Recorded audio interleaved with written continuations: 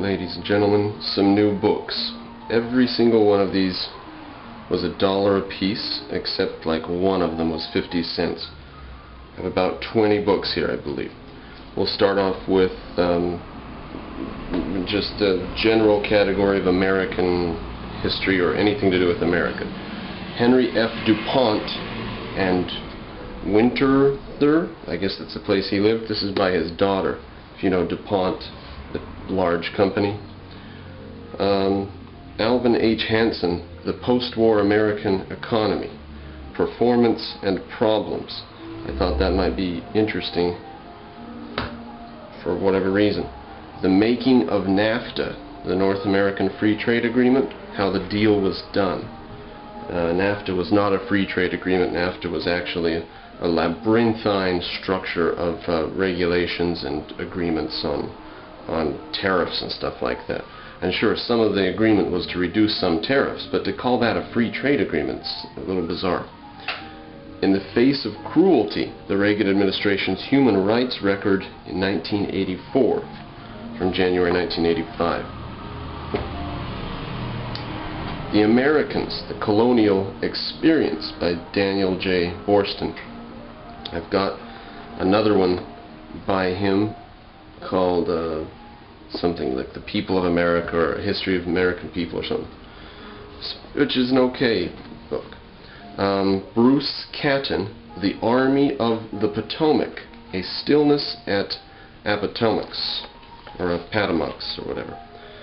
This is the story of the last desperate, heartbreaking, cruel year of the Civil War. Might be good. And someday I might do another video series on the Civil War.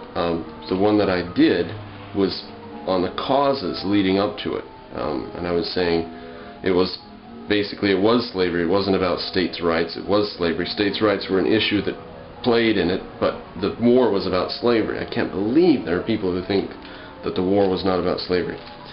Rehearsal for Reconstruction, the Port Royal Experiment. Now this was published in 1964, so it was during the Civil Rights thing. Peace in Vietnam, a New Approach in Southeast Asia. Well, that failed, didn't it? Let's see what year that was proposed. 1966. We didn't evacuate until 1973, and then it collapsed into a basket case of nonsense and communism. Paul Revere and the World He Lived In. That'll be a good read. 1942. Beautiful, that. Now, off of American history. This category has 3 books in it, and it is literature, or playwrights. These are playwrights. Gerhard Hauptmann, The Weavers, Hanel, and something about a coat. But The Weavers is the one that I've recognized and remember. It's a socialist tripe from about the industrial towns in the early 1800s. So, socialist tripe. Why not for $1?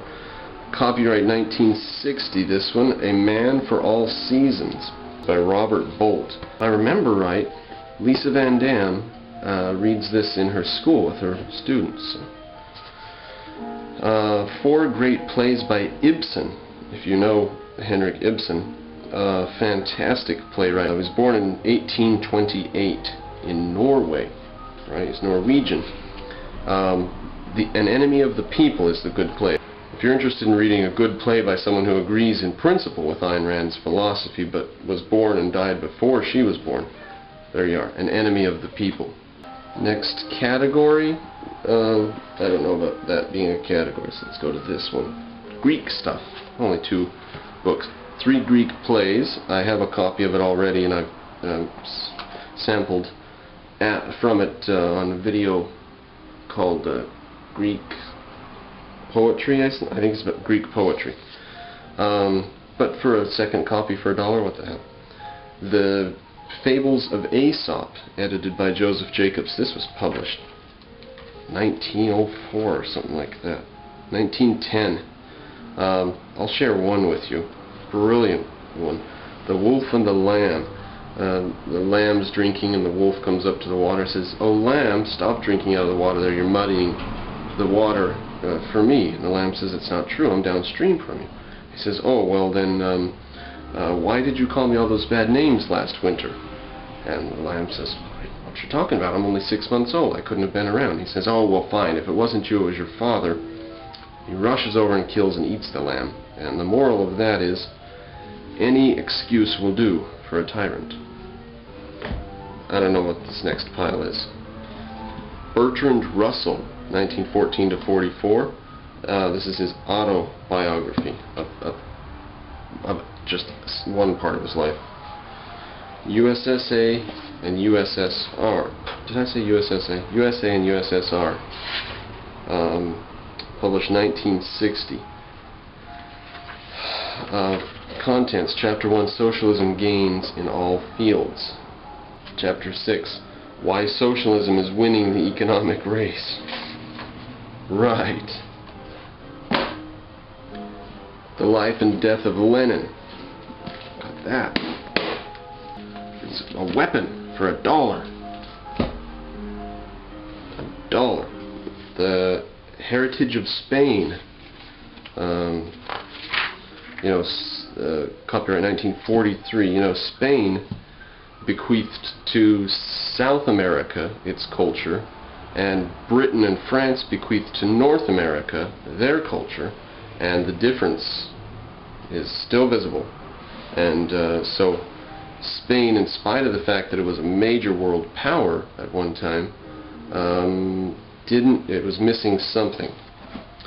The Fossil Book, Carol Lane Fenton, also published in the 1940s, about all manner of fossils. 58. The Breakthrough, The Race for the Superconductor by Robert M. Hazen. A superconductor is material that at certain temperatures there's virtually no resistance to electrical flow. It's amazing. The 17th Century by George Clark. I'm pretty sure this is a sociological, this is from the viewpoint of sociology, I'm not sure.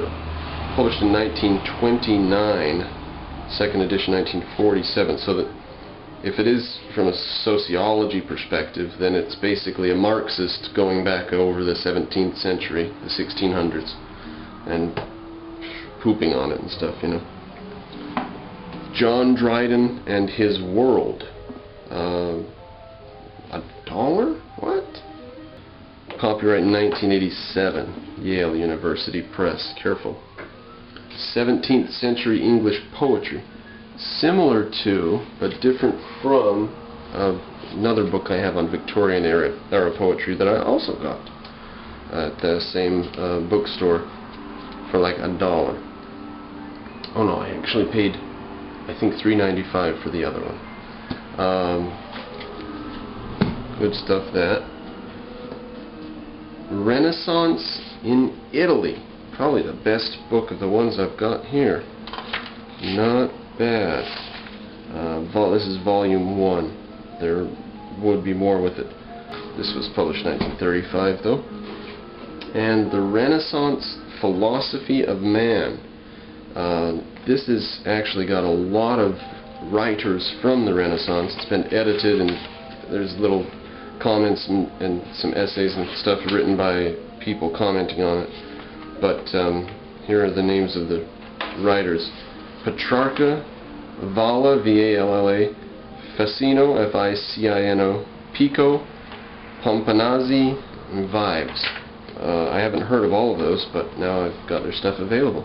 And that's it for my most recent new books. These are the ones that were stuck in New York while I was stuck up in Connecticut, and I've moved down here and got them now. Good to have them.